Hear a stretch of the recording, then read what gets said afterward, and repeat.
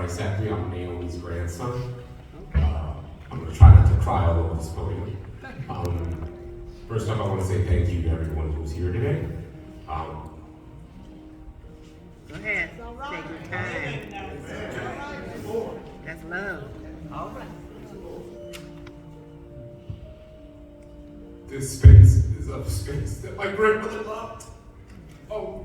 The first time I came here, my feet couldn't touch the ground. They were swimming. And the first time I ever came into this church, I thought it was heaven.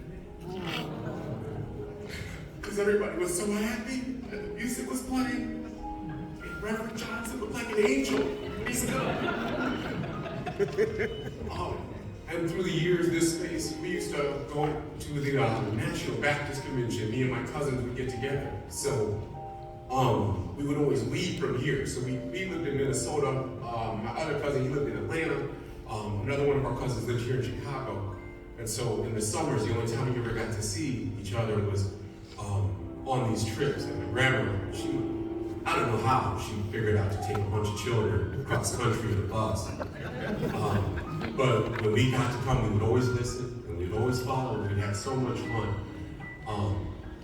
But I just remember, if I think about my grandma, I think about her smile, and I think about her patience, and I think about joy.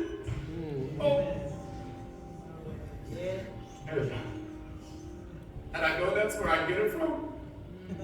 Because normally I don't cry like this all the time. But when I think about when people tell me that oh, you're very patient or you're very kind, I know I learned it from her. Because there wasn't a person who was more kind than my grandmother. There was not. And when I see the people here, I know that I can see the power and I see the love, and so that's why I know that she's so happy now, right?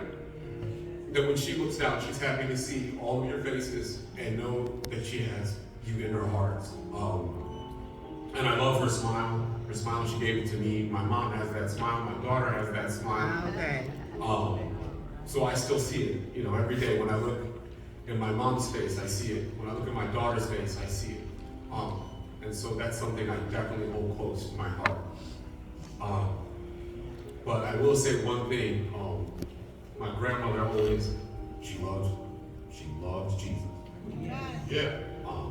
And she always would make sure before meals or anything, we always had to say a prayer.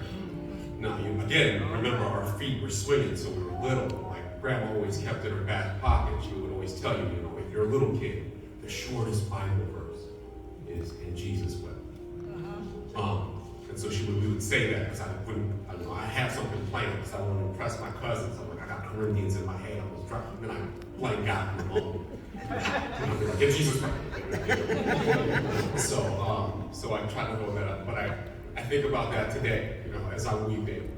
I know there's nothing but a party in heaven right now with my grandma. And I know that the house I used to sit always on the right so I could see her at the piano in her robe.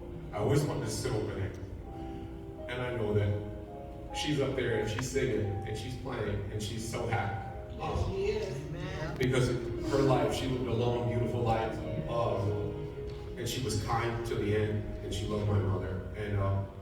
And I thank my mom every day. I'm thankful for my mother, and I'm very thankful to be blessed with such wonderful women, such strong women in my life, to help guide me as a parent, as I try to raise the next generation of strong women. So, but again, I thank you all for being here today to celebrate my grandmother.